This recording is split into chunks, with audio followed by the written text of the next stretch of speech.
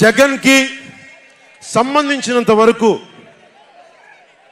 పవన్ కళ్యాణ్ అంటే 3 పెళ్లిళ్ళు 2 విడాకులు. అతని దృష్టిలో 4 పెళ్లిళ్ళు అంటాడు. మరి 4వ పెళ్ళం ఎవరో తెలియదు, జగన్ ఏమో నాకు తెలియదు. మరి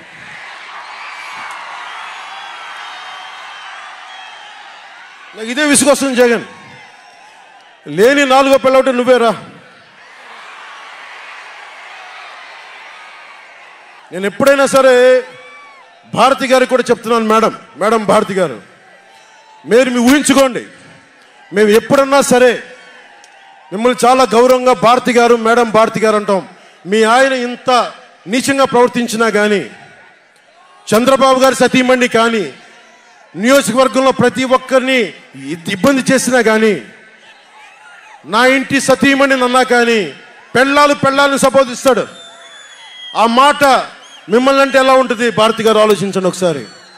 నాకు తెలుగు వచ్చు, నేను పెద్ద ఇంగ్లీష్ మీడియం చదువుకున్న వ్యక్తిని కాదు, నాకు చాలా భాష వచ్చు, కానీ సంస్కారంగా ఉండదని మాట్లాడినంతే. జగన్, నీకు సంబంధించినంత వరకు నేను 3 పెళ్లిళ్ళు 2 విడాకులు. పవన్ కళ్యాణ్ అంటే జగన్ చెప్తున్నా విను. పవన్ కళ్యాణ్ అంటే ఆంధ్రప్రదేశ్ ప్రజల భవిష్యత్తు.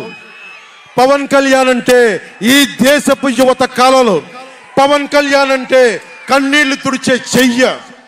పవన్ కళ్యాణ్ అంటే అర్ధరాత్రి పరిగెత్తుకుంటా వచ్చి ప్రాణాపాయంలో ఉన్న 108 అంబులెన్స్. పవన్ కళ్యాణ్ అంటే ఆడబిడ్డలకి రక్షణగా ఉండి చేతికి కట్టే రాఖీ.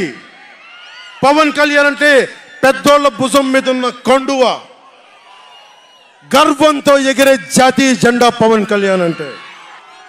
కళ్యాణ్ అంటే నిన్ను నట్టేటను ముంచే తుఫాన్. గుర్తుపెట్టుకో, నిన్ను అధాపాతాళానికి తొక్కే వామనుడి పాదం పవన్ కళ్యాణ్ అంటే. గుర్తుపెట్టుకో, 1 man's courage makes a majority అని.